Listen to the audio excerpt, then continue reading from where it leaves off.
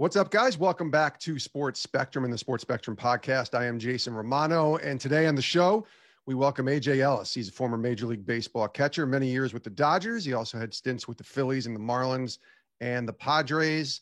Pretty good postseason career, batting average as well. 17 games, he hit .365 and had a great career in the majors, and now transitioning out of the majors into a post-playing career. We welcome AJ Ellis to the show. What's up, AJ? How are you? Hey, Jason. Good afternoon, man. Thanks for having me. It's good to be with you today.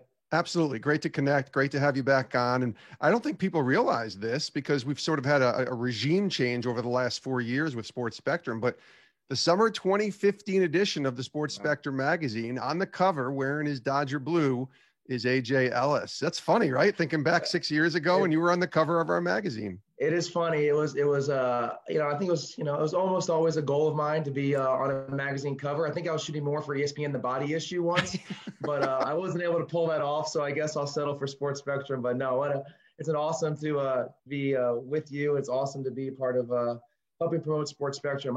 We were talking earlier about what a place that magazine had in my life, my memory growing up. I remember going to every FCA meeting or my parents subscribed to the issue, and I couldn't wait to get in and read about some amazing athletes, but who more importantly, lean heavily into their faith as part of their professional journey. So awesome to be on this side of it with Sports Spectrum now. Yeah, absolutely. And it's interesting when you say that, that tells me that you must have grown up in a Christian household, because most people who grew up with the magazine back in the 80s or 90s usually tell me their parents didn't allow Sports Illustrated. So this was kind of the alternative to Sports Illustrated in the Christian household.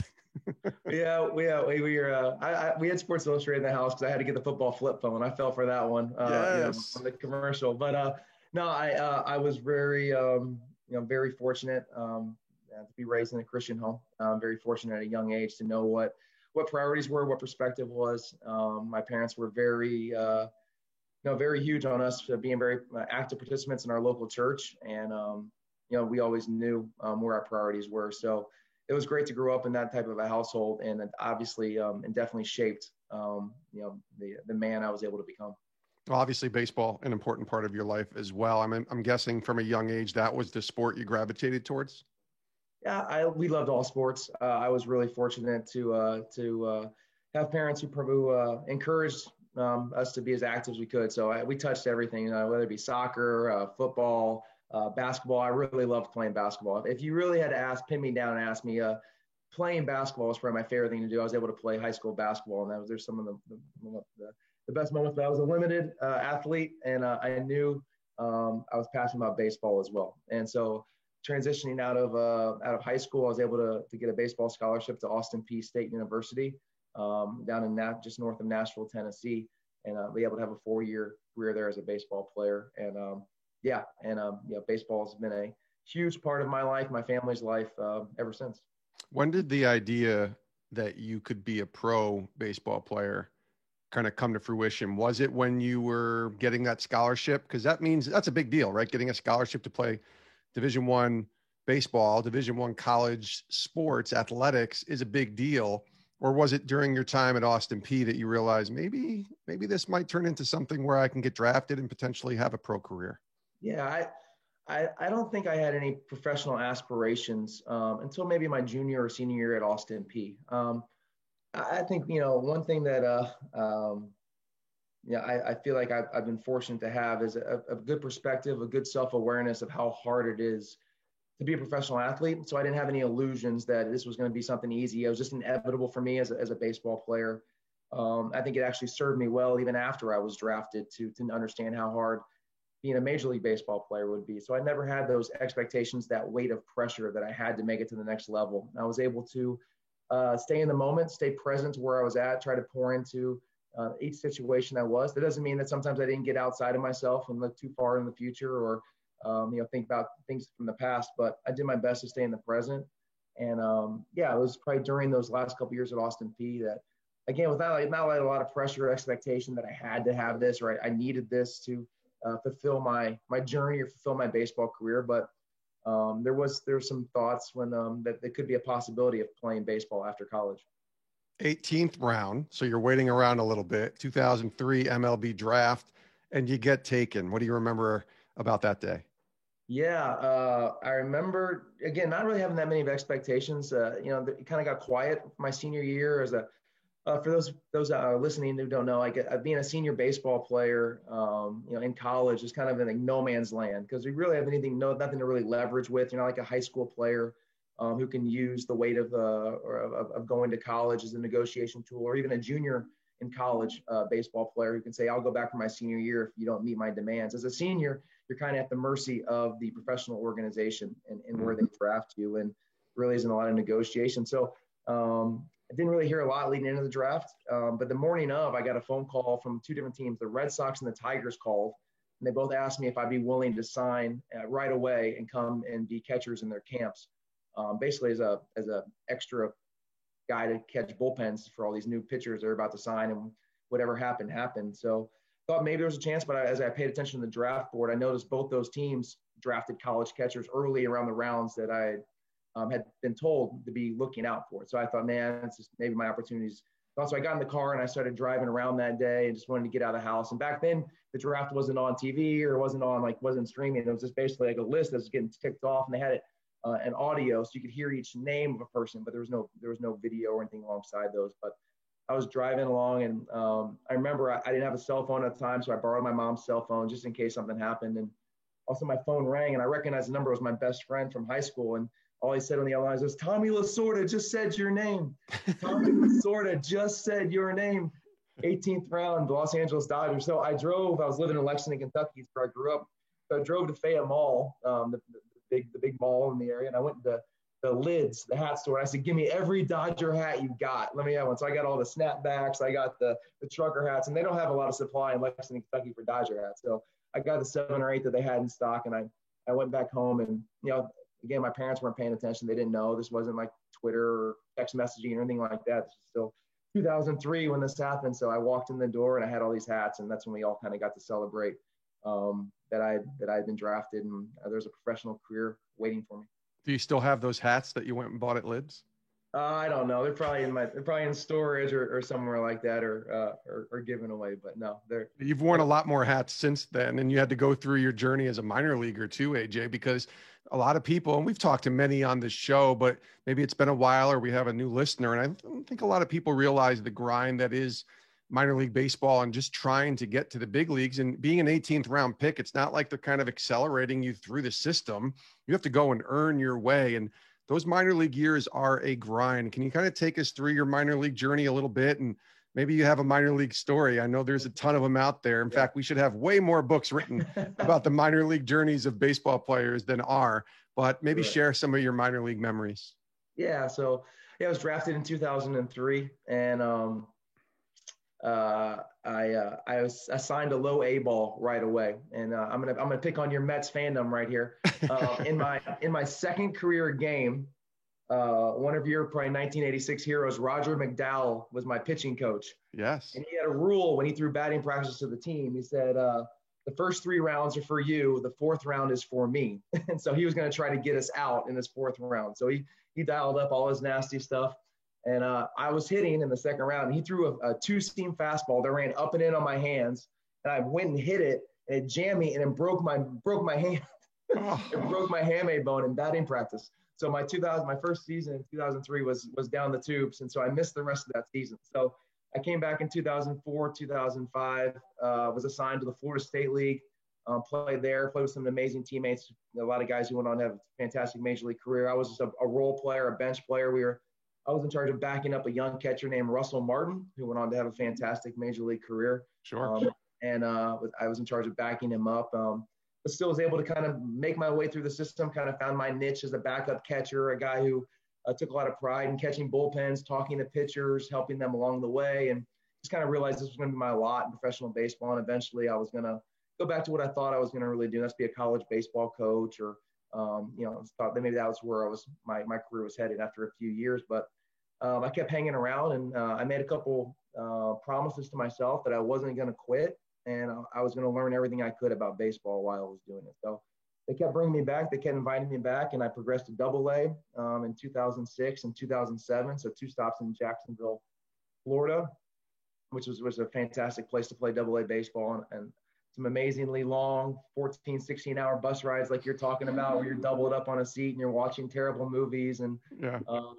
you're doing your best just to survive being on these long bus rides. You show up, you roll into Mobile, Alabama, when it's 103 degrees at midnight when you pull in, and you got to play, 9 hours later in a kids game when they're going to be bringing all the local elementary school in to watch you play baseball at 9 o'clock the next morning against the Mobile Bay Bears. Like, just those type of trips that you have to do to kind of help minor league baseball keep moving. But I started to find a little bit more of my game in Double A, especially the second year. And I found a little bit more offense that I kind of tapped into thanks to some really good coaching. And then by 2008, I was in AAA. And about midway through the AAA season, so this was about 5.5 years after I was drafted, I started to hear from the organization that, hey, maybe there was a chance for me to be a backup catcher in the major leagues. Maybe there was this opportunity. And I had a very successful year that year in AAA.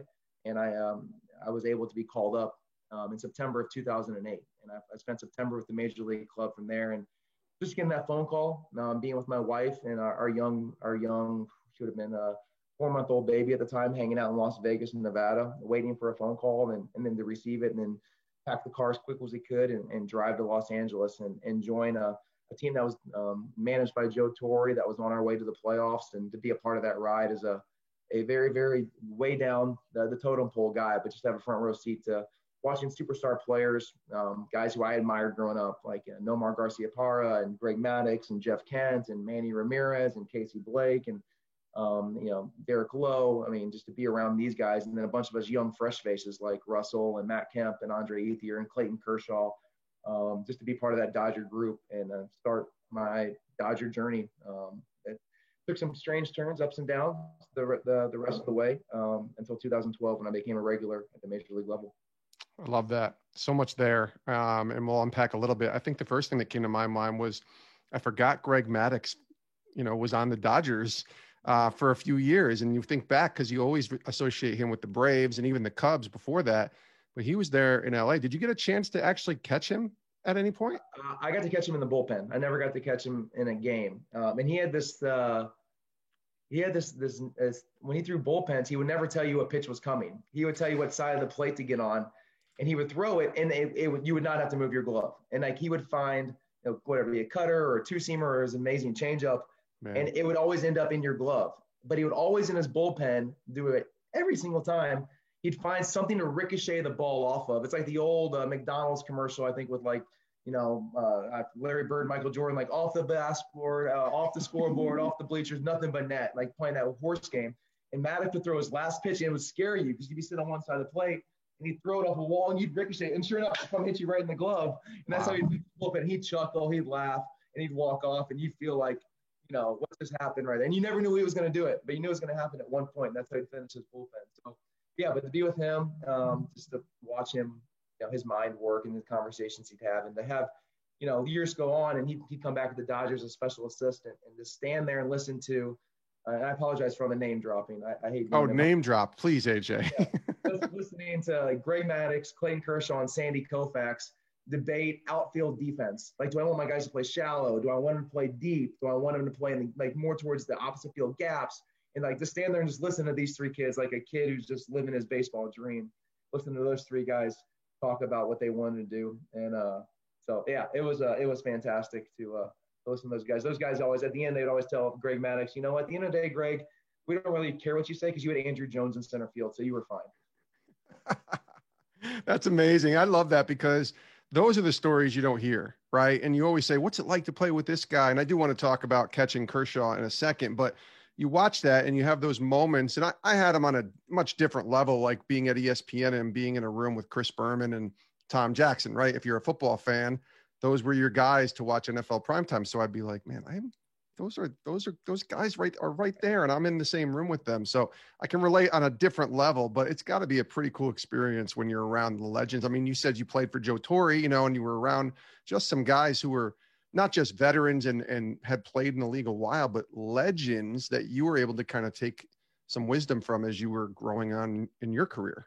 Yeah. I mean, that's looking back, those are the relationships, those are the memories that are really special. I think about, to a manager and a coach I had. You mentioned Joe Torre, but I got to play for Don Mattingly for so many years, and just the icon he was. And I would always tell my young teammates all the time, you guys have no idea that for like a 5-7 year stretch, this was the best player in all of baseball. This is Don baseball. Mattingly. Oh yeah. And the thing that I love so much about him, and then the other hitting coach I had, Mark McGuire, who was just obviously Big Mac and how fantastic he was. But what I loved about both of those guys, which was a great example and a model for me, is they never talked about themselves.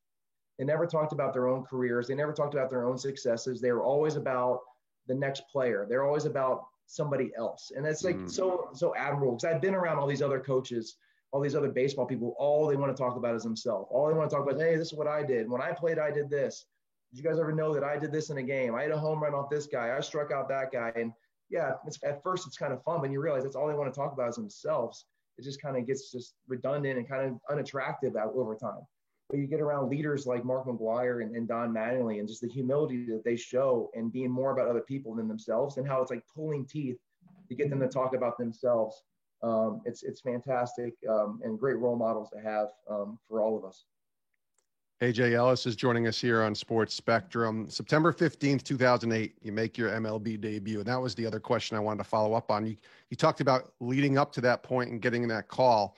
But that day, everybody has memories from their first day, their first game. What's your memories? So it was, we were in Pittsburgh, and we were in a pennant race. So obviously, as the third catcher, I wasn't there to play. I was there just to kind of be a fly on the wall, catch bullpens, help serve the team in any way I could. But it was one of those strange games where it's like a 2-0 game, 3-0 game, and then all of a sudden, like, we explode for like 6 runs in the 8th inning.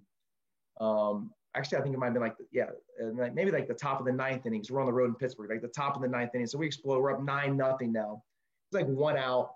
And in Pittsburgh, the bullpen is way out in left center field. And so to get from there to the dugout where I was in the bullpen catching bullpens, I'd either have 2 options. I'd either run straight across the field in the middle of the game, which I don't want to do, or have to run all the way through the players' parking lot in the bowels of the stadium there, click-clacking on the pavement in my spikes to get there just in time. They call down and say, if AJ can make it to the dugout, he can catch the 9th inning. Oh. And I don't know if I've ever ran so fast in my life. And I'm like, but I decided to go through the tunnel, and I'm click-clacking. There's security guards looking at me in my catcher's gear, in my big catcher's bag, as I'm running through. And sure enough, I'm able to make it. This is about the 3rd out's recorded. And I trot out there, and I got Brad Penny comes in the mound. We're in a 9-0 game, going to close this shutout out. And like the second pitch behind the plate, Adam LaRoche puts one into the center field over the fence. The next guy walks. I'm like, I'm going to lose this game. It's 9-1 now. I'm going to go down as the biggest goat. They're never going to trust me again. Fortunately, I got Brad Penny, all-star game guy who's just getting back in shape for the playoffs, and he settles in. He mows him down. We get out there. But, yeah, that was my first game in the major leagues that day. I'm just picturing you running through PNC Park's parking lot with cleats on and carrying all that gear. And that's a lot of gear if you're a catcher. That's not just grabbing your glove and running like a pitcher coming out of a bullpen. You got all your gear with you. That has to be the memory, right? When you think about what it's like, you're just so happy to have that moment. You'll do anything to get down and make sure that you don't miss that chance. It was absolutely just a great moment. And it was just so, like, it wasn't planned or anything like that. But the morning of that day, my dad had called and said, hey, my business is kind of taking me off. I got the afternoon off. I'm driving back to Kentucky. I might just stop in and see you, and no expectation of playing. And hey, maybe we'll grab a quick bite after the game or something. So for him to be at the ballpark, just totally a God thing for him to be there and be able to experience my first career game.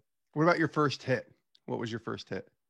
I had to wait until the last day of the 2009 season. So we're actually fast forward the next year. And at that point, I was probably 0 for 9 or 0 for 10 in my career. And I was like, I do not want to have another off season without at least a number in my hit column. Yeah. And it was my first at bat in the last game of 2009. And I got a little Jason Marquis slider. He kind of spun one up to me, and I hit a RBI single up the middle.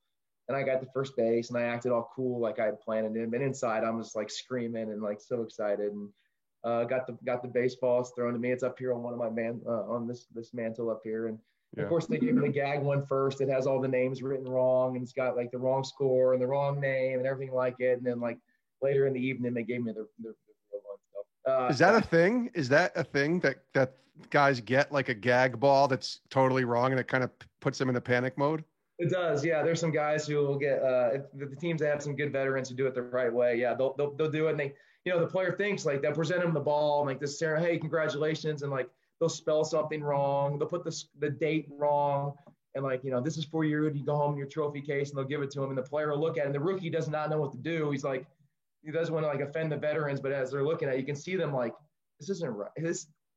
Thank you. Yeah, this is, but and finally they come and they give him a clean ball. I think hasn't been touched. No one's written on it. And they leave it to the player to decide if he wants to put anything on it or not. I've left mine. I haven't written anything on mine, but I know where that one is up there. And it's special memory to have. That is amazing. I love the stories. Like the Sandlot and taking it outside yet. So I have it high enough where it's out of their reach, but eventually I have a feeling it's going to end up in the backyard somewhere. Oh, you got to hide that, AJ. You can't let the kids play catch in the backyard with that ball. No way. What's a Major League Baseball worth, honestly? It's probably worth about like, $4. So with that first grade, it's probably worth about $4.25. Yeah, but that's your ball. You can't, I don't know. I'd probably be like, nobody touches that one forever. That's going on the mantle. Don't even go near it. You're only allowed to look at it for like 11 seconds and then you have to avert your eyes. That's one of the rules, right? Go play with the one with a lot of scribble on it that doesn't have my name spelled correctly. Right. Go play with that one. I got to ask you, because you had a great career and you played for a long time, more than a dozen years in the majors, and you catch a future Hall of Famer. I'll just say that it's pretty much a lock that Clayton Kershaw is going to be in the Hall whenever he's done playing. Also a man of faith, by the way. I would love to know what it was like to catch someone and even kind of develop a rapport and a relationship with a guy like Clayton Kershaw. He won 3 out of 4 Cy Young Awards, 2 of which you were his everyday catcher, and you were there for the 3rd as well. And that's just unheard of. We talk about, for my Mets, a guy like Jacob deGrom, 2 in a row. Clayton got 3 out of 4, and that's just amazing when you think how young he was, and he's still a really great pitcher. What was that like to kind of develop that rapport and catch somebody as talented and as great as he was? Yeah, it was, obviously, like looking back, it's, clearly the highlight of my career was getting to sit 60 feet, 6 inches away from him for as long as I did.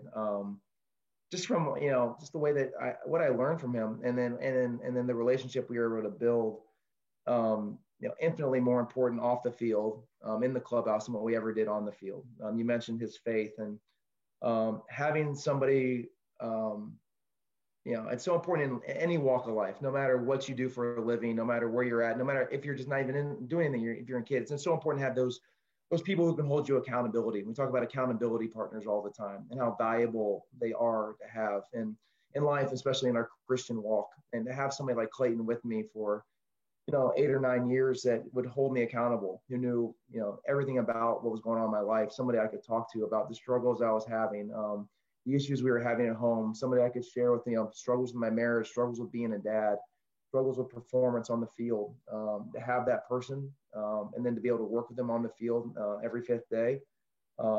Definitely a career highlight for me. And just to watch him, I think, everybody wants to talk about Clayton and his competitiveness, his work ethic, everything he does, that everybody can see him do. It's so real, and it's definitely a huge part. But for me, it's his consistency is what separates him.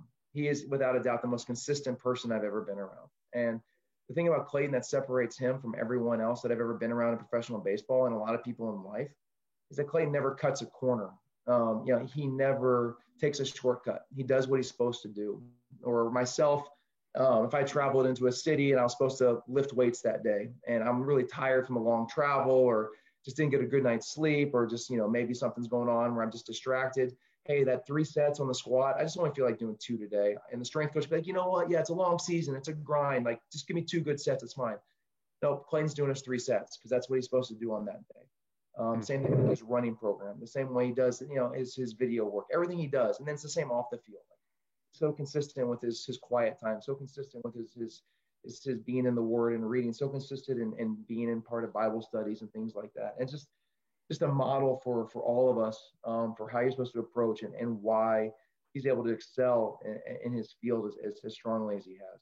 That's awesome to hear. I know for many, one of the hardest things especially those in athletics and those in baseball, is to profess a faith in Christ and then look at your job as worship, or seeing that there's a purpose, and not letting your identity get caught up in baseball. Although I haven't met a baseball player yet that hasn't struggled with that, or an athlete for a matter of fact, that, hasn't struggled with identity. Living your faith out in your vocation. What was that like for you? And we kind of talked about this before we started recording too. What was that like for you, kind of navigating life as a baseball player and as a Jesus follower, and kind of finding purpose within the work that you are and you got to do as a baseball player?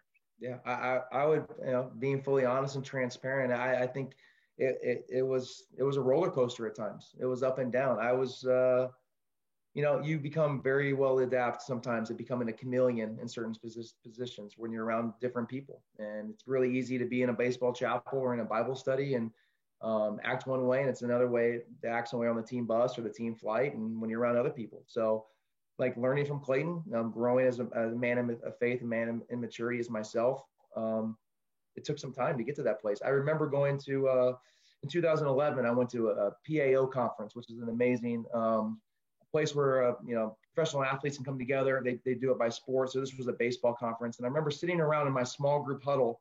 They break off in the small groups where you get to know people over the course of 3 or 4 days of this conference.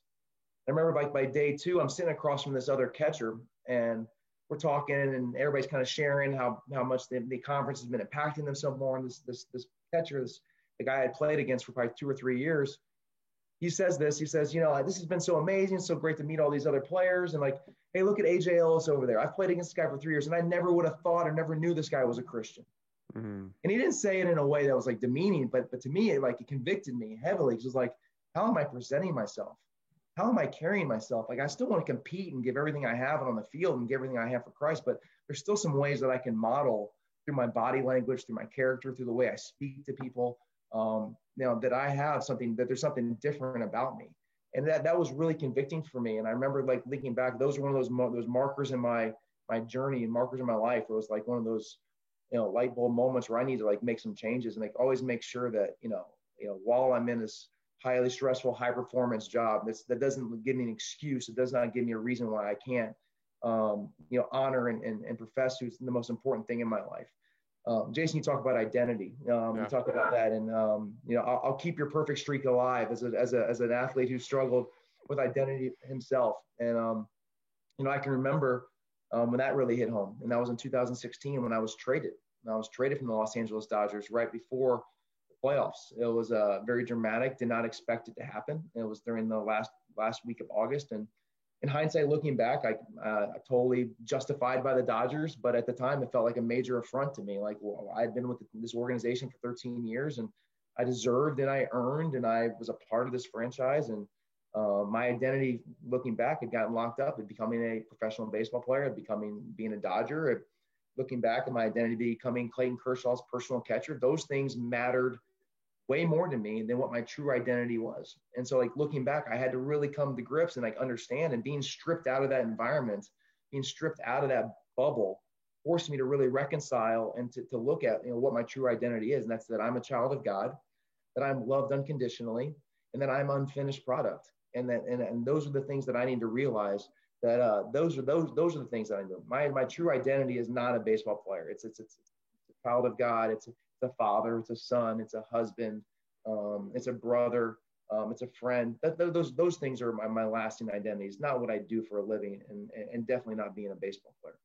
So when you realize your identity is found in Christ as a leader, right? A catcher is sort of the quarterback of the team in a lot of ways as a catcher, but even post playing and adjusting to the role that you're in now with the Padres as a special assistant, leadership is such an important thing in how you go about leading. How does that identity reconstruction, if you will, and who you are in Christ and not who you are as a baseball man or a baseball player, help guide you in terms of being a leader? Yeah, and that's a great question. And I think for me, and it's really easy for me now to sit in this chair and like not have the pressure of playing, like not have the expectations, not have the, all the other things that come along with being a professional athlete. But when I try to communicate with players, is that thought that this is not the most important thing you're going to do. This is not the most important thing about your life. This is just what you happen to do for a living. You just happen to be, a baseball player. You're no different than anybody else. So trying to just kind of always provide perspective to these guys, help them kind of, unpack and lead them towards their true identity and what it really is. And then kind of talk about, things that I became, looking back and, for times in my career before I got intoxicated by the Dodger bubble that were important to me. I had a great mentor, a strong Christian man in my life who reminded me that my job as a catcher is to be a servant. My job is to serve other people, especially my pitching staff, and to take that into my role. And so now it's my job to kind of, in his role, as he's kind of paid it on to me, is to pass it on to these new players, especially our catchers, our young catchers with the Padres. Is your job is to serve. That is your job. You need to get out of your own way, get out of your own head, go serve somebody else, especially your pitching staff, and everything else is going to take care of itself. So just trying to make guys aware of, bigger picture ideas than just their own personal performance, their own personal successes, and understand that there's more perspective, there's more to this journey than just short window of your professional baseball career. So as we wind down here, we're taping this 3 days before a very important date in AJ Ellis's life. This is gonna air in early May, but I'll say it this way: you would have just turned 40 years old by the time people listen to this interview, and that's an important age for a lot of people. For me, it was kind of like, oh, I'm kind of halftime of life. You kind of look back and then you look ahead and you think about legacy and purpose and all that you want to kind of live as a husband, a dad, all of these things as a leader. So when you get to, God willing, 80, 90 years old and you look back, what do you think the legacy is that you want to have your kids talk about that you've left behind? Yeah. There's been a buzzword that's kind of been circling my head these last couple of months about what true leadership is, what true parenting is, and it's the word availability. And I just want to be available for people. I feel like that's such a missing link in leadership, missing link in people in their own personal journey. Everybody wants to be super busy. Everybody wants to be super impactful. Everybody wants to have purpose. Everybody wants to have meaning, all great stuff. But are you willing to be available for somebody else? When you ask somebody if they need help and they actually say yes, are you willing to do it? If you ask somebody how their day's going and they say, I'm having a tough day, are you willing to be available to listen to what they have to say? Mm-hmm. For a lot of parts of my life, I'd say I wasn't great at it. But like going forward, like thinking about these next 40 years, I want to be available for people. And I want to be there to be somebody who they can lean on, somebody they can talk to, somebody who is going to be somebody full of grace and full of compassion, as somebody who knows firsthand what it's like to be a jacked up, broken sinner who's been saved, who's been redeemed. And I just want to be somebody who's available for them. Well, AJ Ellis, we appreciate you being available for us here at Sports Spectrum, and just appreciate you coming on the show. We'll get you back on because I want to hear some more minor league stories, and I want to hear some more stories of you hanging out with legends who, are in the Hall of Fame or are potentially going to the Hall of Fame. But either way, this was a lot of fun, this conversation. I really just appreciate you. Thanks for joining us.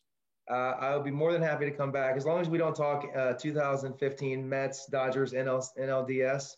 I'm willing to talk about any and all topics with a Mets fan. I promise you I won't bring up David Wright or Yoenis Cespedes, or I promise you I won't do that. You got it, AJ. Oh, man. Thanks, Jason. I appreciate you, man.